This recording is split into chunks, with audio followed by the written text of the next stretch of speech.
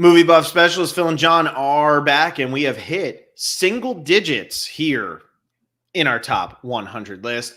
Episode number 92, and we're on number 9. Tonight we're talking about 2001: A Space Odyssey from 1968 and Lost in Translation from 2003 to really just show how wrong Arthur C. Clarke and Stanley Kubrick were. Lost in Translation came out 2 years after they thought we were going to be doing a Jupiter mission. So that just lets you know everything you need to know about where technology actually advanced to compared to where they thought it was going to be. One of the most visually stunning movies of all time. And then one of these just adult comedies that really took the world by storm when it came out in 2003. It really shook things up. Bill Murray was nominated for an Oscar. It won Best Screenplay. It was all this crazy stuff. But yeah, anyway, John, we're back. How's it feel? Episode number 92. You feeling old yet? I mean, I don't know if I'm feeling old, but I'm feeling like it's almost this surrealness to be into single digits now. Like it doesn't feel like we've been doing this for over 2 years at this point. We have been doing it for over 2 years, John. We have. In fact, can I see what the date was on our first one? Hold on, everybody. This might make it scream. Movie buff specialists are here. Hang on. Let me see if I can find the actual date on this video. January 26, 2021. Yep. That was our first episode. That was when we did Les Mis and the Descendants, and we have come a long way from there. But yeah, tonight, Lost in Translation is on my list. 2001: A Space Odyssey was on both of our lists. So this is also one of the last movies I think that was a crossover. I know we both have Lord of the Rings. I know we both have Moonrise Kingdom. And I think those are the only ones left after this that we both had. If I'm not mistaken. So, and The Social Network. Network. I forget. And, and Eternal Sunshine. So we have a bunch. What am I talking about? It doesn't even matter. I'm just saying nonsense. John, it was your first time watching Lost in Translation. We'll make everybody wait for 2001: A Space Odyssey. But I'm not going to let you talk because I know it wasn't really your cup of tea. So it's going to be the Phil show for the next 30 minutes. But in all seriousness, Lost in Translation hits my number 9.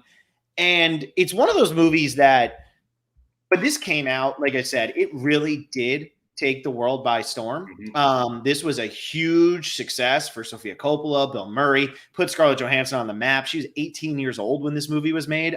She had been in The Horse Whisperer and Ghost World and things like that, but this really launched her into oblivion.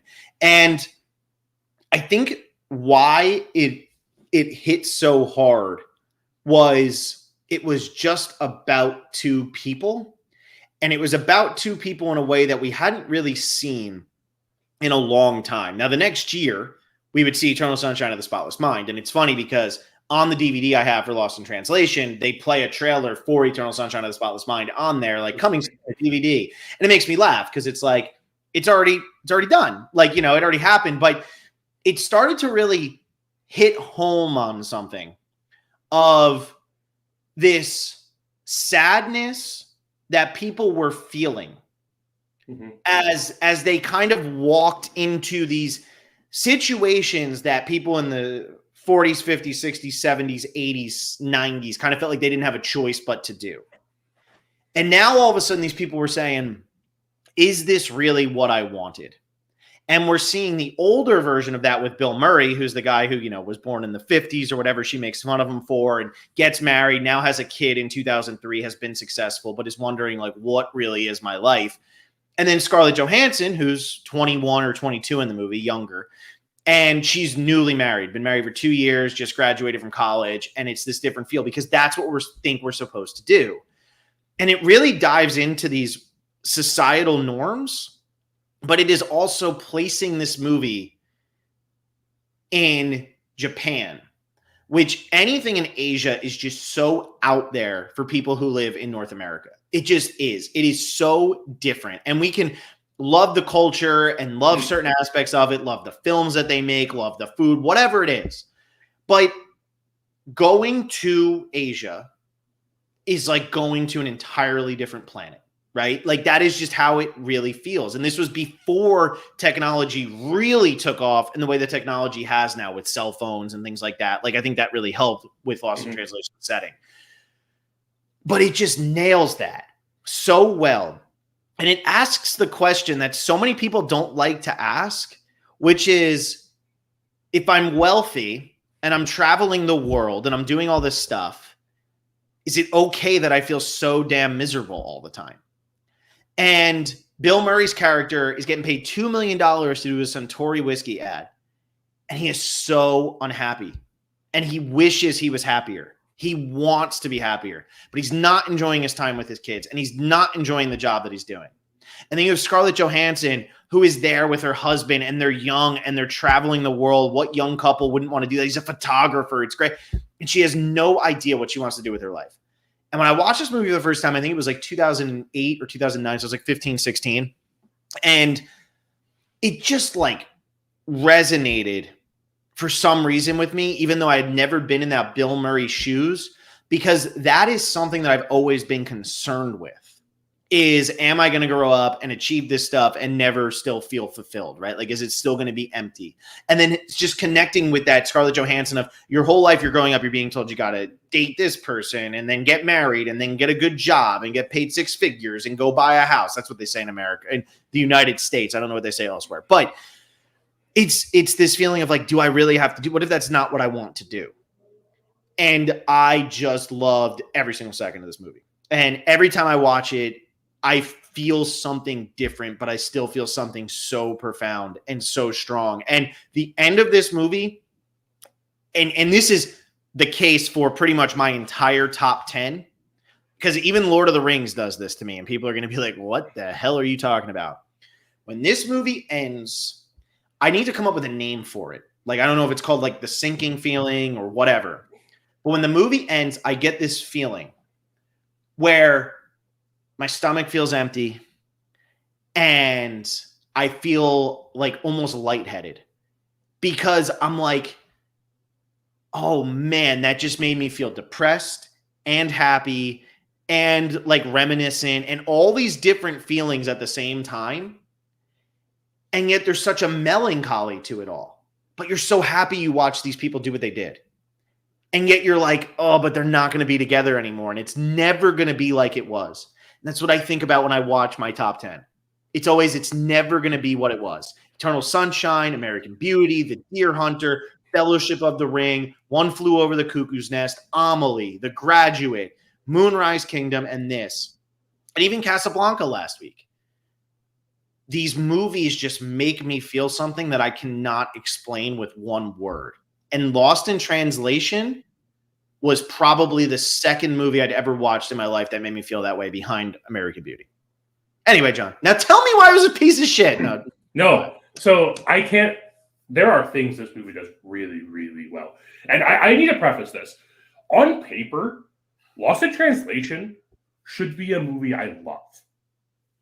It has, I mean, I love slow cinema. I love like super artsy cinema.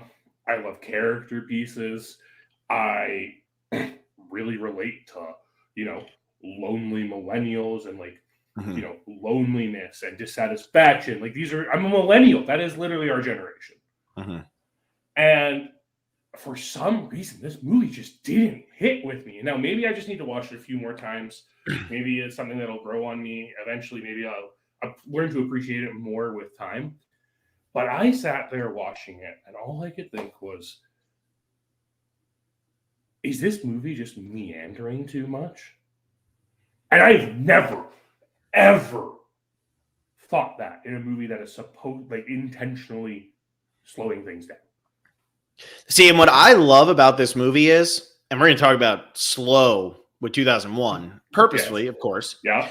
But I did a lot of pausing this week with the 2 movies that we watched because I love, you get all your rules, right? Here's your rule, here's your rule, here's your rule, here's your rule. And the great movies break those rules. And I'm not saying to everybody who wants to be a writer and everything, go break those rules because you kind of have to follow the rules before you can break them, whatever, unless you're Paul Thomas Anderson. And even him with Hard 8, he kind of followed the rules before he broke them. But it is 31 minutes before they say a single word to each other in this movie. 31 minutes. And I think that's what I love so much about this movie is that first half hour is such a drag and it's so purposeful. These 2 people, they're doing whatever they're doing. They're absolutely bored out of their minds. They don't know why they're doing what they're doing. you know, she's so tired of her husband, which Giovanna Ribisi is great. And I got to say, Anna Faris in this movie is freaking phenomenal. She plays that role perfectly. But we're getting all this stuff with Bob Harris, and he's doing the commercial, and then he does the photo stuff, and he just wants to go home. You got to get me out of here. He's telling his agent, you need to get me out of here. And the days are dragging by, and it just ends in that bar, ends in that bar, ends in that bar, because they don't know what else to do. They don't know where else to go. And then when they finally interact, they have that first moment, they talk, nothing comes of it. But they've seen each other now a couple times, and they almost like have that lost soul connection. And then, you know, they talk a little bit. And finally, when Giovanni Ribisi leaves and they actually go out for a night together, the movie starts to fly. Mm-hmm. Everything happens so quickly. All the little boom, boom, boom, boom, boom. They go out, like you're seeing such quick snippets. It's like a totally different movie. And I just find that level of filmmaking so outstanding. I think Sofia Coppola is a very underrated director because she did start to make some slog as she got a little bit further into her career. And people always went, oh, she only became famous because of Francis Ford Coppola. A lot of people only became famous because of Francis Ford Coppola, though. Like, my thing is, she's not some special unicorn because she became famous because of Francis Ford Coppola. A lot of people changed their names so people wouldn't know that. Jason Schwartzman, next week, cough, cough, cough. Like, he's a Coppola. He's a Coppola. People don't really realize that. Nick Cage is a Coppola. But Sofia Coppola got shit because she was in The Godfather Part 3 and she ruined the Godfather franchise. They ruined the Godfather franchise by even making The Godfather Part 3, but that's neither here nor there. The direction and all of that in this movie is so well done because it captures that feeling of when you're bored out of your mind and you feel like there's no hope. You're just like, oh my God, why won't it end? And then once you start having fun, the time keeps flying by. You don't know what day of the trip they're on anymore. You don't know how fast, because you're not keeping track of, you're not worried about what day is it anymore. Early on, that's all they're worried about. What do I have to do next? What do I have to do next? What am I going to do to pass the time? And now they can't wait to pass that time. I love it. And I think the most important thing that Sofia Coppola does in this movie is not make it a real romantic relationship. Because if she made it a real romantic relationship, she ruins the whole thing. Scarlett Johansson is 18 when this movie was made. Bill Murray is like 50. I don't know how old he is. I don't really care about that kind of stuff because those relationships exist in real life. And you can't just sit here, and especially in the world we live in today, and be like, oh, that's creepy. Like, no. Like, there are relationships of younger people. In the movie, she's supposed to be 22. Marrying older people. And it's not always just some money thing like we see so often in Hollywood. But by her not doing that, you keep this relationship with the level of innocence that it needs. And it's a friendship. It's a kinship. I am so lost right now. And I don't know what I want from my life. And you are helping me figure out what I want from my life. I don't know how many movies have ever captured that, especially in an hour and 42 minutes. Yeah, it is definitely what I really appreciate about this film. Okay, I gave it a 2.5, and like I was struggling. I was like, is this a 2.5 or a 3? And honestly, like it's probably a 4-star movie for most people. It just didn't hit me emotionally. And on any day, I could end up a 4-star movie for me because I do think like the techniques there. I do think that the skills there. I think the acting in this movie is absolutely phenomenal. I think the direction's very good. Like I said, I think it meandered a little bit, but maybe that's just the mood I was in when I watched it.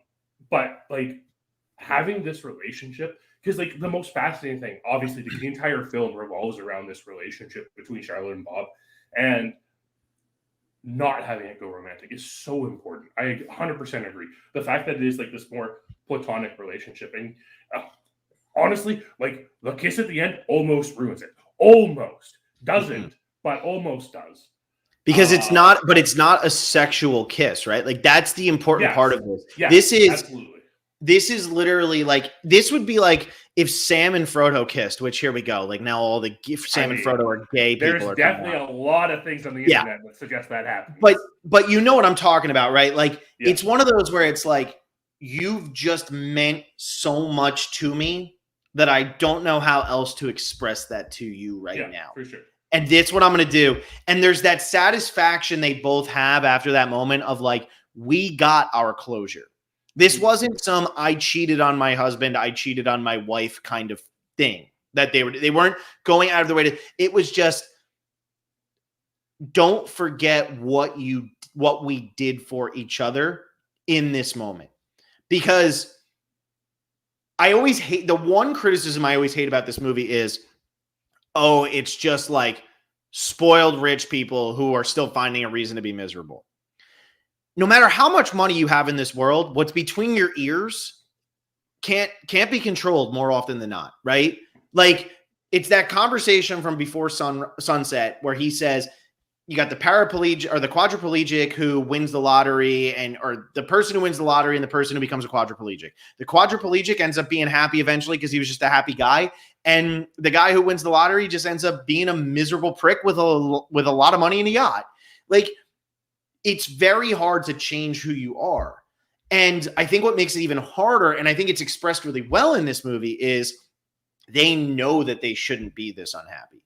They know that they've achieved so much, and yet still there's something that's not there, that just isn't connecting.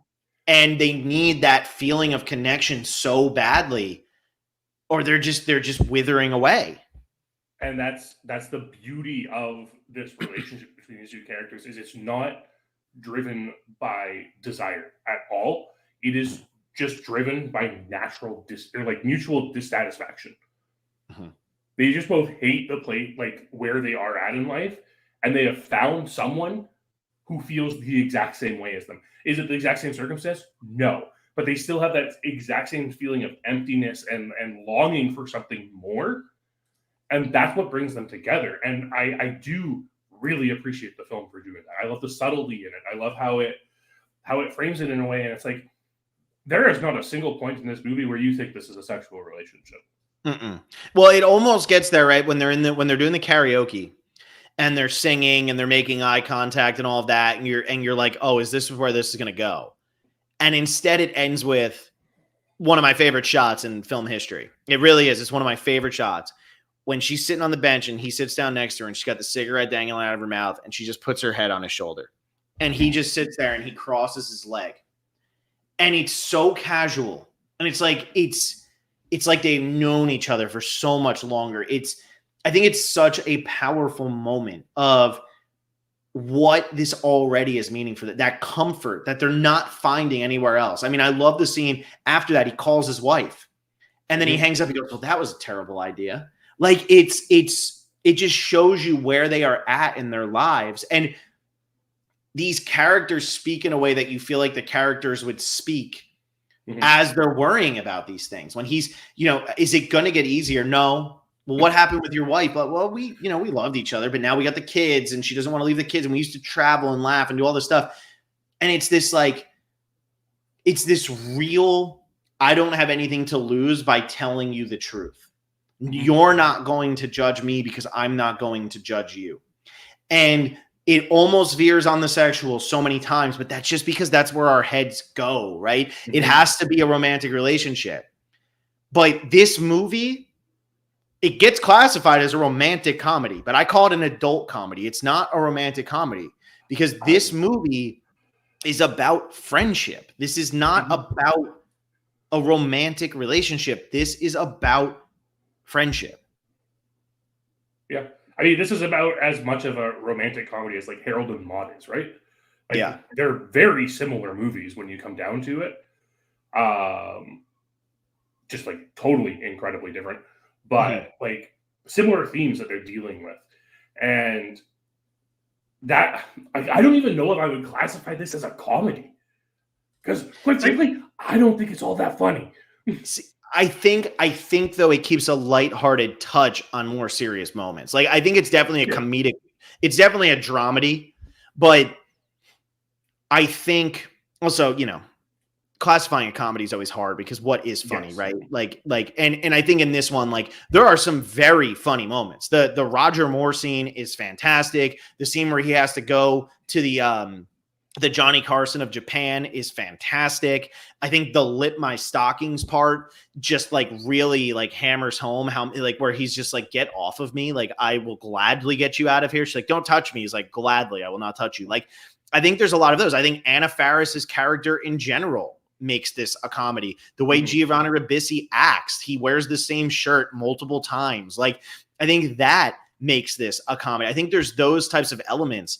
And I think it does give you, if you're going by the Shakespearean definition, it is a comedic ending because it is giving you satisfaction. It is not ending in a sad way. It is ending on an upbeat note. When the Jesus and Mary Chain's first notes of Just Like Honey start playing, you feel like, okay, these two people are content. They're happy. And he sits down in the car and says, okay, or let's go, whatever he says. And it just shows them driving away. And like, you start to feel nostalgic for Japan, even though they couldn't stand Japan when this movie started. I think that's where it kind of falls into the comedy, and the fact that they wanted Bill Murray to win a Golden Globe and potentially an Oscar, so they kept calling it a comedy so that it would get nominated for those types of things. But sure, I just put it in there. Sure. Yeah, I mean, but I'm glad you brought up those comedic moments, because I think one of the things that doesn't sit right with me is that these comedic moments do come at the suspense of the Japanese characters in this movie. But I also think, so I understand what you're saying. That's a complaint that this movie gets a lot. But I also think that a lot of what they're saying, again, this is talking about so different, right? Such a different lifestyle and everything. And with the bowing and the cards and all that and the R's and L's, why do they say blah, blah, blah? You might say, I don't appreciate that people mock that or make fun or whatever. But that is definitely like one of those stereotypes that like people will discuss all the time, because it is something that is just like, why did that happen? I remember when I was at Miami, our athletic trainer was from either Japan. I think he was from Japan. And I remember one of the kids was like, why? Because he didn't mix up the R's and L's. And they're like, why does that happen? He said, it's something with the inner ear. Like, he had the actual definition for why that happened. And it was something with the inner ear. And like, when you hear it, like from a young, like when you're a child, that's just how you hear it. And then that's just how your brain constantly does it. And I thought that was very interesting when he said that, but I understand what you're saying from like, that's what it's at the expense of, but I also think that's what your setting is. Yeah. It's just a fine line, right? And I think they toe the right side of it, because I think these two people are so desperate to connect about anything that they do kind of have to connect over this, like whatever they can. And sometimes it is the fact that he says, whatever, black toe, but he says brack toe. Like, I think sometimes that's just like what it was. No, for sure. And like, I get it. I also understand that like the reason why there's the RL mix up in a lot of Asian cultures is because there's no like L sound. In most Asian cultures. And that's what I meant by the ear. Like, they don't hear that sound. Yeah. And then because it doesn't exist in their language. Yeah. And like, it's fine and stuff. And like, even like, you know, the Japanese, whoever the firm that hired him for the commercial, sending over an escort and stuff, like that is something that happens in Japan. I have my dad told me that when he went to Japan to work, like they were offering him escorts left and right as like a business thing. It's just like something that they do for business there.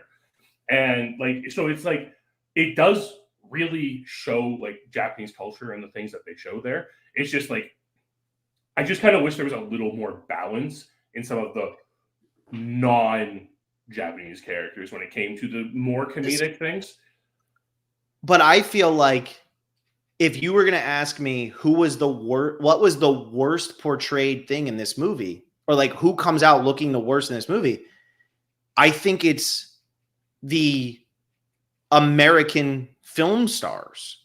Sure. Yeah, I agree. That's what I think, because the Anna Faris character, where she's talking about, we both have Mexican food and we both have two dogs and we both do this and we both do that and blah, blah, blah. Right down. It's like, that is Sofia Coppola saying, action stars who are hot are morons. They're so stupid. And I feel like that type of person is coming out looking so much worse than what she ends up saying. Because I actually think by the time that they go out there and they start actually talking to Charlie Brown and they start hanging out with the people in there, they start appreciating it so much more. And I think that's the growth, right? I think the growth is they start off and they have no appreciation for it at all. They hate it. They don't want to be there. They don't understand these people. They don't like being there. I love the elevator scene where he's just so much taller than everybody else, right? Like, I think that's such a great moment. But I think that when they start to appreciate it, that's when we start to see the Anna Faris character being shown much more negative, the Giovanni Ribisi character being shown as such a tool, like he is just like such a loser.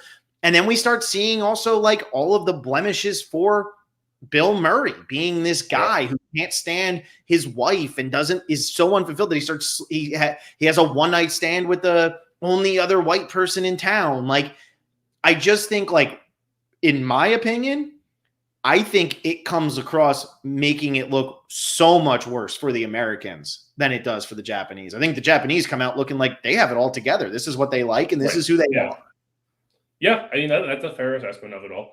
And especially because, like, I do agree. Like, man, Bob Harris is a terrible character. Let's just get it, like, he's such a bad guy. Yeah, he's so bad. Like, every aspect of him. Also, like, man, could you imagine going to a hotel room and having a fax machine in your hotel room?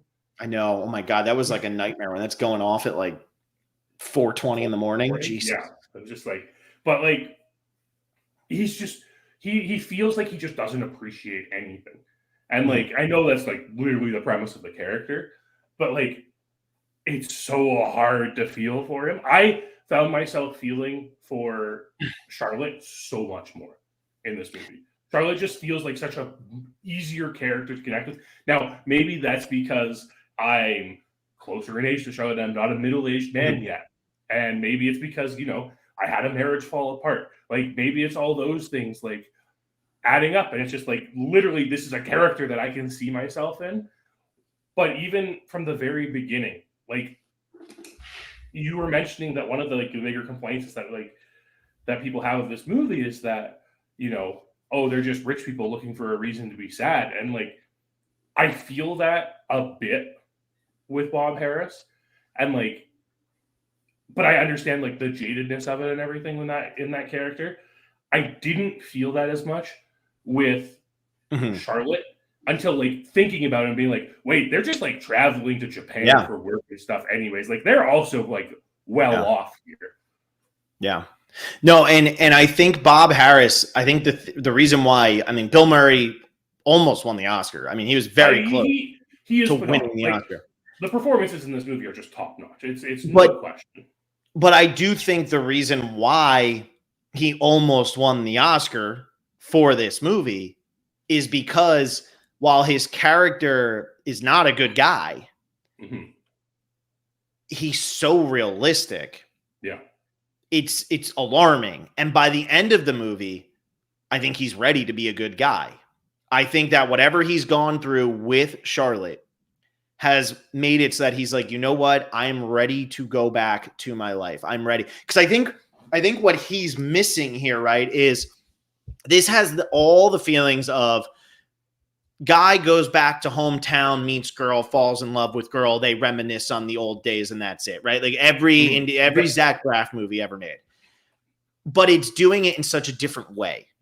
But that's what it feels like, right? It feels like he's just missing. Where's that spice to life? Where's that excitement? Where's that fun? Where's what he used to have that he no longer has anymore? I think that is what his character wants. And I think not Charlotte. Charlotte didn't save him, and he didn't save Charlotte. But together, they just let each other see a different side of things and let it be like, you know what? It's going to be okay because there are other people like me out there who need this and who need help and who are flawed in so many ways.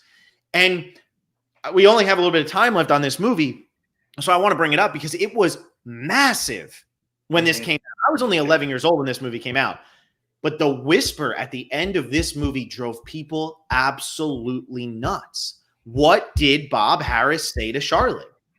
And I remember when Bill Murray would do the press tour, because I've gone back and rewatched a lot of that stuff when I was watching this in high school. He would tell them, that's between me and Scarlett. That's between me and Scarlett. And they would ask Sofia Coppola, that's between Bill and Charlotte. And it would be like, and everybody would be like, but what did he say? And people have slowed it down and tried to blow it up and make it hurt. And it's always, you know, you get part of it and you don't get all of it. But I think it was, what I always take from it is he is telling her, you need to tell your husband how you feel. You need to let him know how you feel, because otherwise you're going to become like me.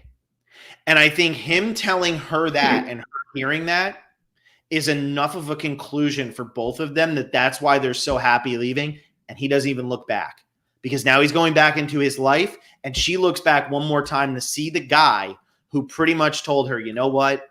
If you want to know the secret to happiness, just let your husband know how you're feeling. That's what it is to me. That's how I feel that moment goes.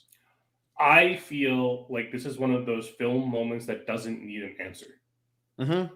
That's what it comes down to. And people hate that. People hate it so much. This is the top at the end of Inception. This is the cut to black at the end of The Sopranos. Like, it's just one of those things where you don't need to know the answer, because you know everything leading up to it and you know everything past it. Like, because we know that these characters are better off at this point. It doesn't matter what's said here, because both of them can just keep going on with their lives now. Yeah. Yeah. And I just think, like, what do you want to take from it, right? And I think that's the important part. And that's what I want to take from it. I want to take that these two characters, they went through this together. They learned a lot about themselves. And he's giving her wisdom that she can't possibly see now to prevent her from becoming like him. And it's almost like he's feeling, I'm saving her from becoming this. And that's good enough for me right now. I think this is one of the most beautiful. Every time I watch this movie, like I said, I get that hollow feeling. And I watched this the first time ever. And I couldn't sleep. I was just like, oh my God, what is, like, this movie just hits me. And it'll be in my top 10 until there's an 11th movie that makes me feel that way when the credits roll. And Sean Penn was amazing as Jimmy Markham in Mystic River. Don't get me wrong, but I always wish Bill Murray would have won for this. I know it would have never happened, but I always wish Bill Murray would have just won for this. Yeah. But we spent a lot of time talking about Bill Murray's performance, and I just want to say, like, Scarlett Johansson was asked to play an older character in this movie, and that does not happen a lot, especially at 18. Yeah. And she kills it. I mean, this is the best acting Scarlett Johansson's ever done. And she's had some good performances. Maybe Jojo Rabbit might be above this, but see, I think I like Jojo Rabbit, but this is my favorite. I think she's great in Marriage Story. She's great in a lot of things, but I just think she's playing beyond her years. And she's playing it so confidently against somebody who actually is beyond his years. Yeah. That's tough. That's tough. And she kills it. She didn't get a nomination for this. But it blew her up. She was still nobody. Nobody knew who she was at that point. Yeah. It blew her up, but she didn't get anything for it. Yeah, it's interesting. Anyway. I will give it another chance. I promise, Phil. I'm going to give it that's fine. Look, and I don't need you to like the movies I like. You can go wrong. You can be wrong throughout your whole life. I know. And like I said, like, I actually, you can't see it on Letterboxd, but I switched between a 2 and a 3 like 4 or 5 times, trying to decide exactly how I felt about the movie in comparison to how well the movie is made. Yeah. Well, I only watched Miami advance to the Final Four this weekend. So what did you watch, John?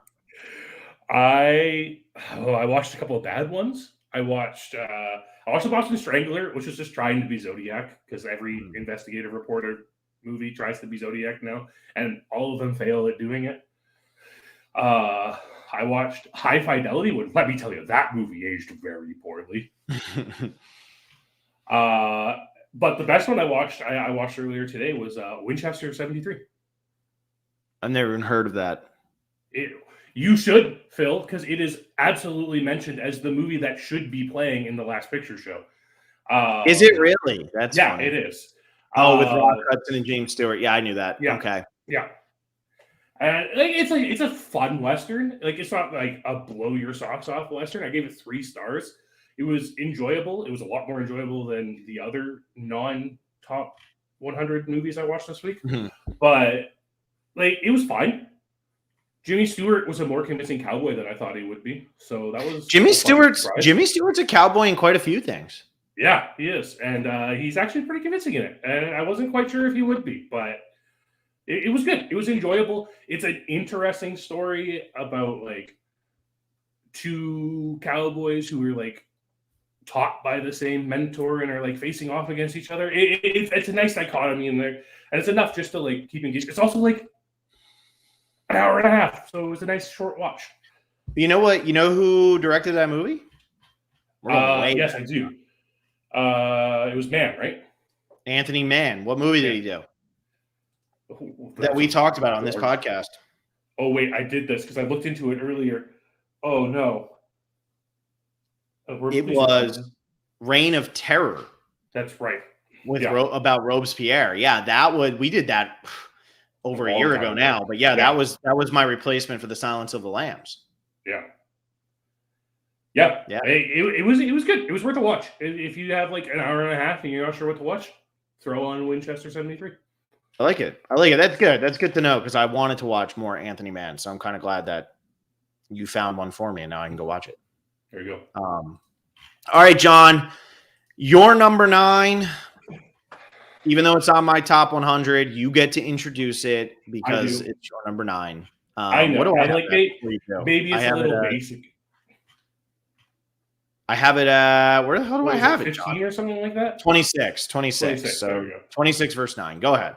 Maybe it's a little basic of me to have 2001 in my top 10, but like this movie is kind of that movie that makes you go, wow. You remember the first time you saw it, and it's like everything I said about why I should like Lost in Translation applies to this movie, and is why I love this movie so much. It's slow. It's so purposefully slow. There are so many visually stunning shots in this movie. I mean, Kubrick loves his one-point perspective, and it happens a lot in this movie, but it's phenomenal. He uses it so well. The story that him and Arthur C. Clarke put together for this movie, because while Arthur C. Clarke wrote the novel, they both wrote the screenplay together at the same time that Arthur C. Clarke was writing the novel, and it's phenomenal. It's this at its root, this movie is what every sci-fi movie is. It's not about the technology. It's not about the exploration. It is about humankind, what they are, what they can be, and this movie captures it so perfectly. Yeah, I mean, I had this at 26, probably going to move up a little bit for sure. It's a flawless movie, and that's the hardest part, right? But it's a flawless movie that's not for everyone, which is why it doesn't end up like where your Godfather or Citizen Kane or Casablanca, like it always ends up near there. But this and Wizard of Oz, I always find to kind of be similarly listed because like there's no denying their greatness, but there's going to be some people who are going to try to deny their greatness. Yeah. My thing on this rewatch of 2001 was this.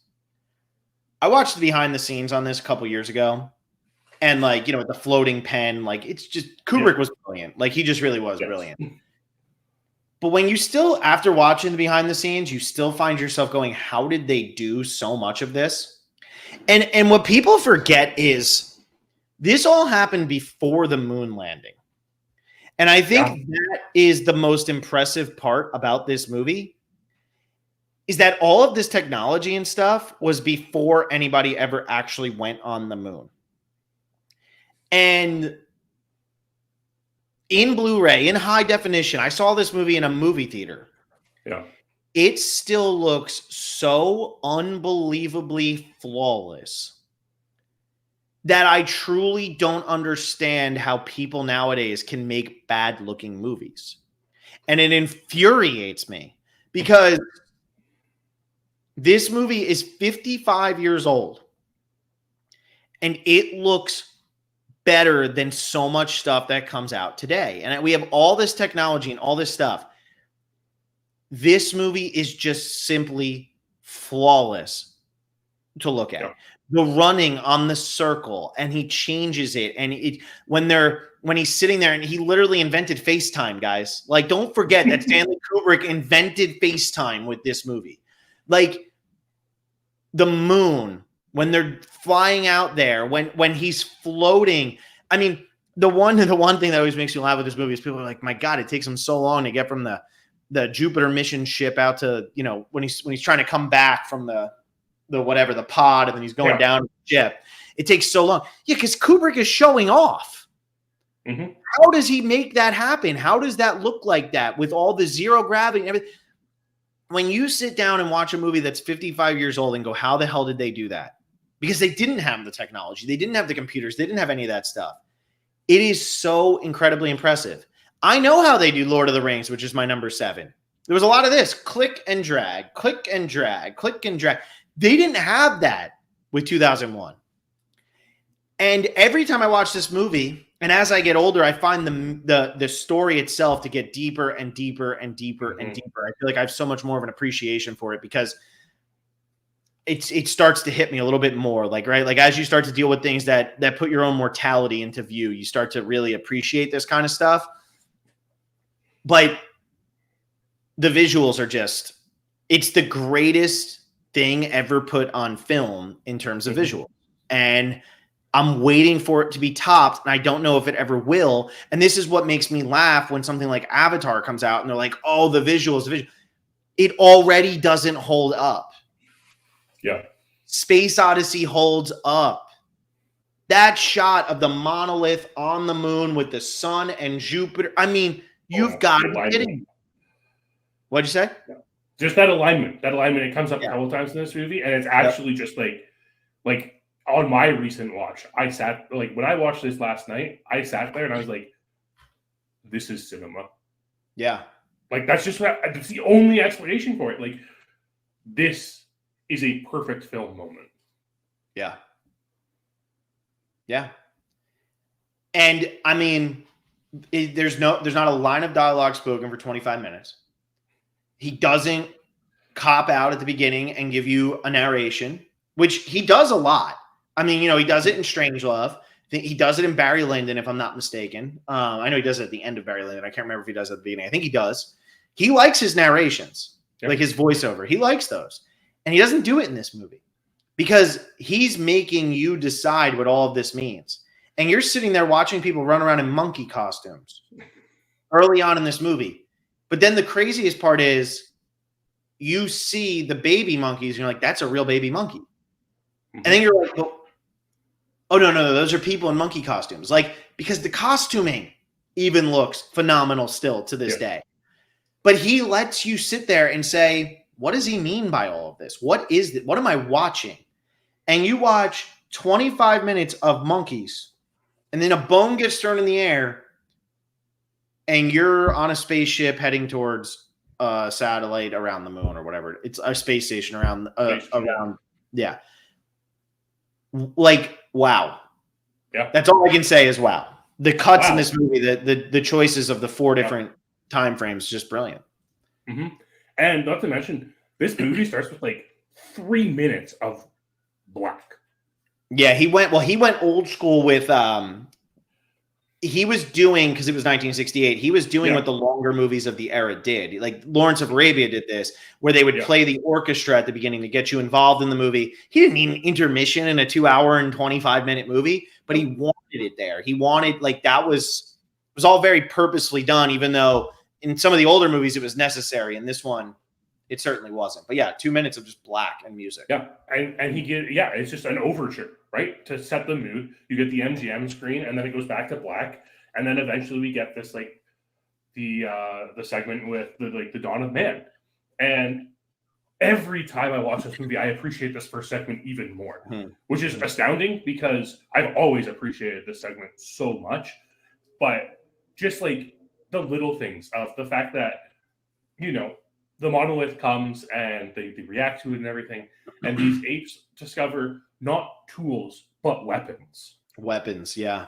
What is that saying about how Kubrick viewed humankind, right? In a post-atomic world, Kubrick is saying, no matter what, we will always find weapons, and it will define us as a race.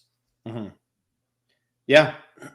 And I love that, right? Of they find a means to survive, essentially, because they can now kill their enemies. And what have we done? We have now moved on past that, and now we have developed space travel and things like that. But we know, obviously, you have the context of Vietnam had happened by this point or was going on during this time. And, you had world wars and all these other things and whatever. And all of that was always there. It was always front and center. And we know that there were weapons, but we also know that because the Russians and Americans hated each other so much, we got so much out of that with space and things like that. And so now we're in space and we're traveling out there, and the weapons don't really come back again, right?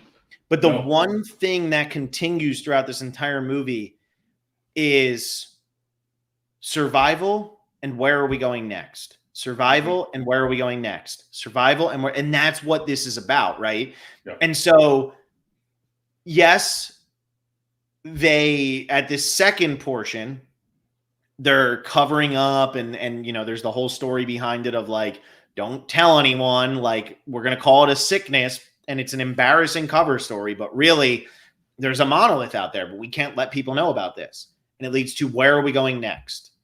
And then when they're on the Jupiter mission, it's survival. And then where are we going next? And Hal is actually the one who is most concerned about his survival. Yeah. And then even in the last portion of this movie, it's about survival and where are we going next? Like it's just a fascinating look at all of that. And honestly, not that hard of a story to follow, despite the credit it gets for being a very like cerebral, hard to follow movie. It's pretty straightforward. The first section is definitely like the first time you watch it, you're like, what did I just watch? And then you watch it again, you're like, that's what I just watched. Now I get it. Oh, okay. Like I feel like that takes the most time. Ending, of course, and we'll talk about the ending for sure. But I don't want to easy. Sorry? Yeah. The middle portion is just kind of easy. Well, yeah, there's dialogue. It makes it a lot easier to understand. Yeah. But I don't want to move away from the opening yet, because I think there's so many important things. Because I think the decision to start with these primitive humans, essentially these proto-humans, is Kubrick and Arthur C. Clarke saying this entire story is about humankind. And like that's the important thing, and that's how right from the beginning what this is going to be. That's why it's so important that they find this monolith, that this relic from intelligent life form elsewhere in the universe. And it's so important that is the first relic and first evidence they've ever found of intelligent life elsewhere in the universe. And that's why they're being so secretive about it. It's so important. And one of the small details in the opening segment that I love the most, after they discover they can use the bones as weapons, what do those apes do? What do they do? They stand up straight. Oh, Their posture changes completely. Yeah. They look more humanoid. It is such a subtle detail that if you're not paying enough close enough attention, you won't even notice it. But it is so huge because the entire segment is called Dawn of Man for a reason, and it's because of that reason right there. No, I like that. I didn't notice that. That's a good point, though. It's a very good point.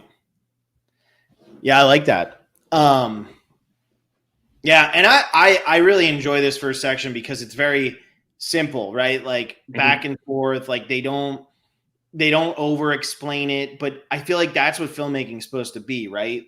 I think a lot of times things get convoluted storylines get more credit than they should sometimes. And I think that's just our generation. Who did we find to be the most brilliant? Tarantino and PTA, people with a converging story. Paul Haggis had a very successful career in the early 2000s. Like those types of storylines. And I think sometimes visual film does not get enough credit. I could go on and on about silent film because silent film certainly doesn't get enough credit. Yeah. But I think visual, no dialogue segments of movies don't get the credit they deserve sometimes because there's a lot of subtlety involved and things like that. But Kubrick gets every point across he needs to get across in this. You don't need to name any of the apes. You don't need to do any of that.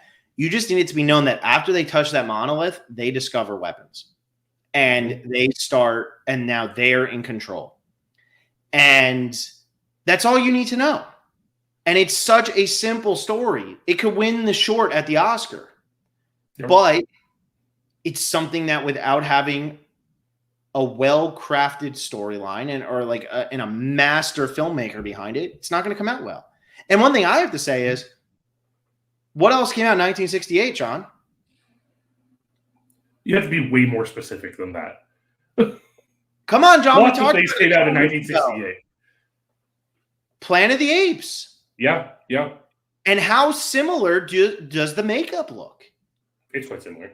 It's quite similar, but I just think that there was, during this time, whatever reason it was, apes used in the same year in a similar way of like, look at what humanity has become and look what's important to humanity. There's something to be said for that. Like, there just is something to be said for that. I don't know what there is to be said for that, but there's something. I mean, that was also a point in time where we were like really leaning into the humans deriving from apes too, wasn't it? Yes, but I guess what I'm more getting at with that is the idea of like looking in the mirror is like, who's the real animal and everything, right? Yes, who's the real animal? That type of thing of, if we derived from apes, well, then the animal was violent and the animal is going to continue to be violent. Like that's pretty much what it is. So I don't know. I just thought it was interesting. As I was watching that, I was like, man, no wonder they started doing a visual effects and makeup category not long after 1958. Because I think John Chambers, who did the makeup for the Planet of the Apes, and Stanley Kubrick both received honorary Oscars for this, right? I think they both got honorary Oscars that year for what they did, but I could be wrong. I have to look. One of the other things that I really appreciate what Kubrick made the decision of doing with this film is not having an original score. Mm-hmm. Because there was an original score made for this film. Did you know that? No. There was one composed, written, made for this film.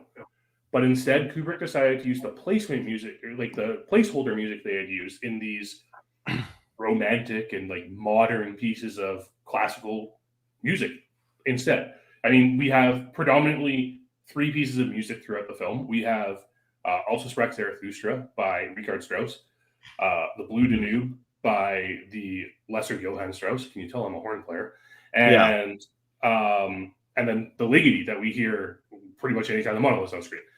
And these pieces just perfectly work in this film. Also Sprach Zarathustra literally gets called the 2001 music now. Instead of this actual, this kind of phenomenal piece by Richard Strauss. It's like so just ingrained with this film. They're synonymous for one another, essentially. And the Blue Danube scene, as we're getting into the space station and everything, Kubrick makes a ballet in that second segment that is just not talked about enough. The movements and how they correspond with the music is so beautiful. And the little details put into the sets in there, I don't know if you noticed this, but the one thing I picked up this time while I was watching it, you notice there's a lot of padding in all of these space stations? Yeah. On the walls? Obviously, that's because there's zero gravity and they might bump into things. They might bump in. I know. And I always find that scene where the ship lands and it's coming down and there's people walking upside down and right side up. And that part is so great. And do you think that inspired George Lucas at all?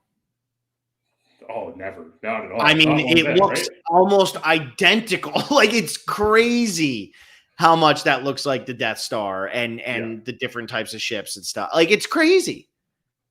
Yeah.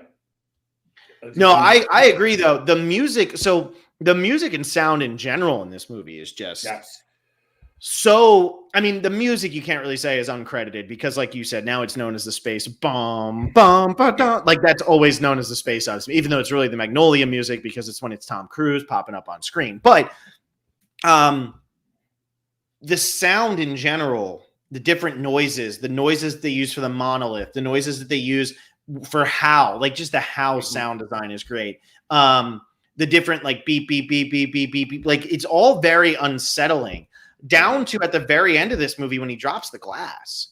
And everything has been so quiet, and it's so like he's like in a cavern, it sounds like, and then and it changes everything. He looks, and there he is dying on the bed. Yeah. Like the sound in this movie was just so well thought out. And I think that's why like this is the quintessential art house film, is because the sound and the visuals all take a front seat to the acting and everything else. I mean, I never really look him up, but is Keir Dullea, I never even know how to say his name, was he ever in anything else? I have no idea. I've never actually bothered to look him up because like he's still alive. There you really? Wow. He's still alive. Wow, impressive. But he was in Black Christmas, Bunny Lake is Missing. Oh, okay, yeah. Not really. But yeah. Anyway, okay. I'm so glad you bring up the sound though, because that was another thing that I really took away. This is like the visuals are always talked so highly of in this movie, and so is the music and the incorporation of the music. But the actual sound design in this movie it's second to none. Every scene where they're like in the pod and they're out in space, the spacewalk scenes, the first spacewalk, the tension in that scene, because all you hear is the breathing and the hiss of the oxygen. All you hear that entire scene, it's so tense, and then nothing happens, and there's like this release of tension. And then the next time it happens is when Frank gets like flung out into space, and you're like, oh god, that's exactly what I was scared of. And the fact that Kubrick manifested like this exact fear, like this is one of the scariest things about space, is like just that ability of like one wrong move, you're gone. Nothing. Yeah, there's nothing there. There's nothing there, and you just keep going. And like I love that aspect of it, where Frank is just keep going. Like Dave has to accelerate so much because there's no friction in space. So Frank's just moving at the same speed the entire time, and Dave has to catch up to him. And it's like those little details, but it's also the absence of sound in space that's so important to this movie. The airlock scene is probably one of the best scenes in the entire the airlock scene's great. And it's all silent until Dave closes that emergency hatch, and then you get that rush of sound, and it's so beautiful because of it all. Yeah, no, I totally agree. I mean, those space scenes where you're just like, wow, there's nothing there. There's nothing. These guys, they couldn't be more isolated than they are. And I think the beauty of this movie, even though there's like a colony on the moon and people are flying and stuff, they establish that these guys are going somewhere that nobody's ever gone before. It takes 7 minutes just for a question to get to them. Like, that is terrifying. And you have the three people, and I like the drama that they enlist in this too. Of there's the three people who are asleep, and you're starting to doubt this mission, aren't you, Dave or Frank, whoever it is, because they all knew something that you don't know. Like, why do they know something, and why are they asleep, and what's the point of this mission? And still, it's what's the point of this mission? We really don't ever get the answer to what are they hoping to accomplish with this mission. We don't get the real answer to what are they hoping to accomplish with this mission. We get, kind of answers, but we don't get, like, we know that, hey, there was a monolith, we pointed, like we see Haywood come back again in the third act. Yeah. But we don't get the real answer to what this mission was and what those three people were supposed to be doing. I think it was just an exploratory mission to figure out why the monolith sent a signal to Jupiter. I think. But it does give you that. It does give you that question, though, of like, is there something else going on that these other three were going to know about, that these two were expendable in some way, shape, or form? Yeah, I mean, you don't really know. And like the other thing with it is like, what is the purpose of the monolith in this film? What is the purpose of the monolith? Like in the grand scheme of the film, story-wise, the monolith represents progress, right? It is artificial progress to evolve the human race. We see that in the first segment where we get to the weapons. In the second segment, it encourages them to do the Jupiter mission. Yeah. Right? Like that's so important. They are encouraged to do there. And in the final, after the Stargate and after we're in the room and everything, it it results in Space Baby. Mhm. Like this is some alien life form. I love the fact that Kubrick and Arthur C. Clarke decided not to actually include Mhm. any aliens in this movie. Makes it even better and more ominous and everything. Something is trying to make it so that mankind progresses even further. And like that's where the mystery of this movie comes from. And that's why people are confused about this movie, because they don't get the ending, and they don't get that the monolith is creating those things, or that there's a race out there doing it. And when we talked about Interstellar, like we kind of get that moment in the black hole, right? Where it's actually humans who have transcended, the need for physical form and everything, and transcended space-time. We don't need that answer in this movie, because Kubrick presents it in a way where you just have to kind of sit there and go, huh, and figure it out for yourself. Yeah, and I think that's important, and I think that's one of the best things Kubrick does is he does leave a lot of stuff open to interpretation in his movies, right? Like whether it be Clockwork Orange, even what you could say you gather from a movie like Full Metal Jacket. Like there's so much underlying in his movies, but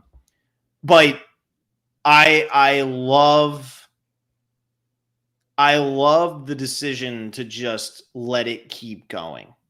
And the last 20-ish minutes, 25 minutes of this movie don't have any dialogue. There's none. Nope. Just like the first 20, 25 minutes of this movie don't have any dialogue. And I think that's important because we don't need Keir, Julia, whatever, Dave talking about, oh, this is what happened and this is what I need to do and blah, blah, blah, yada, yada, yada. He's just there.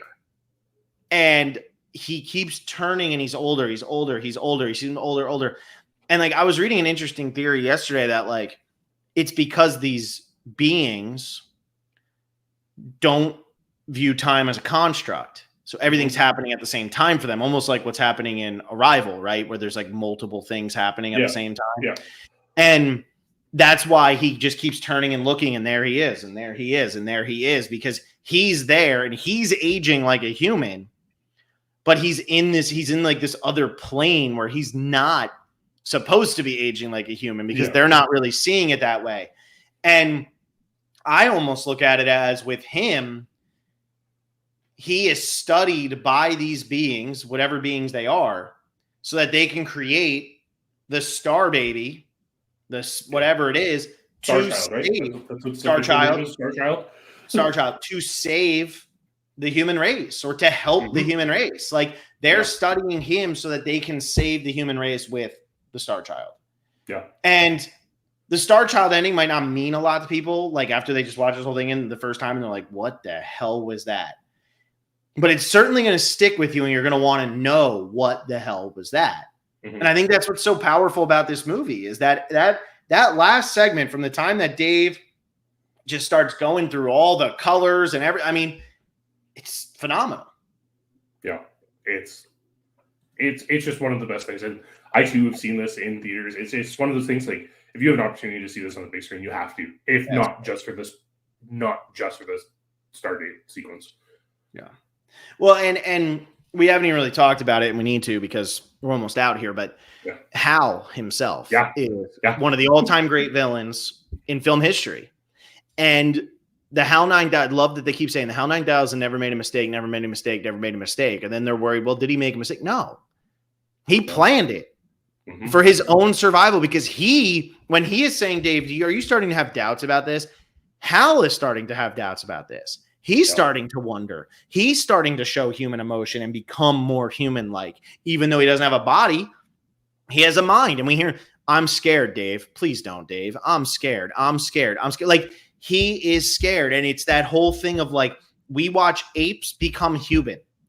We watch humans go where they've gone. And now we're watching a computer take on the same characteristics of a human.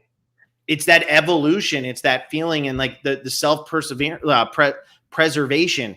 And we see that in the lip reading scene, which is so brilliantly done. That lip reading scene is just so good. And then that leads to Hal killing Frank because he needs Frank out of there. And then the claustrophobia and everything that's going on where Dave can't get away from Hal. Mm-hmm. Hal is there. Hal sees everything, blah, blah, blah. And he goes in, and that, again, we were talking about sound design, but the sound design of the Daisy, I mean, that's second to none. The Hal murder scene is one of my favorite scenes ever. I think it's so phenomenal. And then the fact that leads into Jupiter and Beyond the Infinite, I'm like, oh, okay. But I just think like Hal as a villain of what technology could ultimately become and how it could destroy humanity. When there's so much trust, they never make mistakes. How could you? That I think is a fear that a lot of people, I mean, we see that all the time in science fiction, right? It's when are we going to go too far? And I think Hal's the best representation of going too far. Well, and like part of the thing is like there's a throwaway line in there.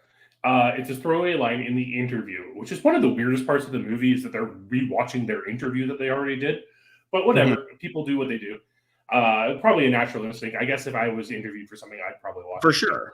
But there's a throwaway line in there, and it's like they're talking about the HAL 9000 series and how they think and they operate, or as some think like, or as some say, they imitate human thought, right? And it's that idea of like it adds this moral quandary to the entire situation of like, is HAL an artificial intelligence that is mimicking human emotion, or is it actually experiencing human emotion? And that's one of the beauties. We had it in like Her, right?